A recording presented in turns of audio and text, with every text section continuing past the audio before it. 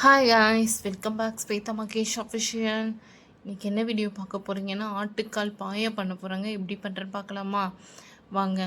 அதுக்காக சுட்ட ஆட்டுக்கால் வாங்கியிருக்கேங்க. அதை நல்லா சின்ன சின்னதாக ஒரு கட் பண்ணி வாங்கிட்டு வந்திருக்கேன். அதில் இருக்க தீஞ்சு போனதெல்லாம் நல்லா சுரண்டணுங்க. தீயில் வாட்டினதை நல்லா சுரண்டி எடுத்துகிட்டு நல்லா க்ளீன் பண்ணி கழுவி எடுத்துக்கலாம். இதில் குட்டி குட்டி முடிங்க இருக்குங்க, அதெல்லாம் நல்லா க்ளீன் பண்ணி எடுத்துக்கிறேன். எடுத்துகிட்டு குக்கரில் தாங்க போட்டிருக்கேன். குக்கரில் வாங்கிட்டு அந்த ஆட்டுக்காலையும் போட்டுட்டு ஒரு ஸ்பூன் இஞ்சி பூண்டு பேஸ்ட்டு, மஞ்சப்பொடி, கொஞ்சமாக உப்பு போட்டு நல்லா வேக வச்சுருக்கேங்க. இது நைட்டே ரெடி பண்ணி எடுத்து வச்சுருக்கேன். ஒரு 10 விசில் வச்சு எடுத்துக்கலாம்.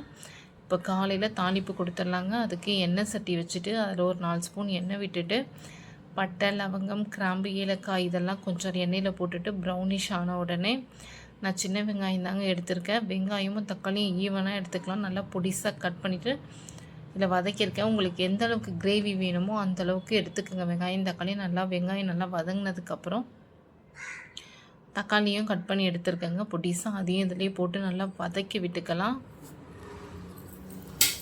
நல்லா வதங்கினதுக்கப்புறம் நம்ம நைட்டே இஞ்சி பூண்டு பேஸ்ட் ஒரு ஸ்பூன் போட்டிருக்கோம். இப்போயும் இஞ்சி பூண்டு பேஸ்ட் ஒரு ஸ்பூன் போட்டு நல்லா வதக்கி விட்டுக்கலாம்.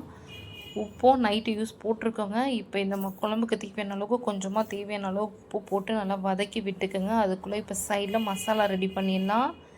ஒரு 2 ஸ்பூன் சோம்பு, ஒரு 10 கிராம்பு, கல்பாசி கொஞ்சோண்டு, இதை லைட்டாக சாதா கடாயில் போட்டு ஒரு வறுத்து எடுத்துட்டு கொஞ்சோண்டு கசகசா, தேங்காய் நம்ம எந்த அளவுக்கு குழம்புக்கு தேங்காய் வேணுமோ அந்தளவுக்கு தேங்காயும் வச்சு நல்லா பேஸ்ட்டு பதத்துக்கு நல்லா அரைச்சி எடுத்துக்கலாங்க. இங்கே நான் வதக்கிட்டு இருந்த இடத்துல காரத்திற்கேற்ப மிளகாய் தூள் போட்டுட்டு நல்லா கலரி விட்டுட்டு நம்ம நைட்டு வேக வச்சு ஆட்டுக்கால் எடுத்துக்கலாங்க.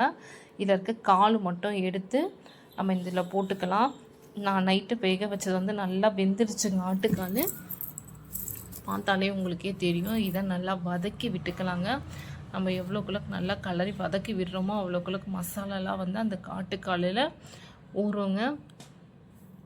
நல்லா வதக்கி விட்டதுக்கப்புறம் நம்ம இங்கே பேஸ்ட் அரைச்சி வச்சுருக்கோம்ல அதையும் இதுலேயும் ஆட் பண்ணிக்கலாம்.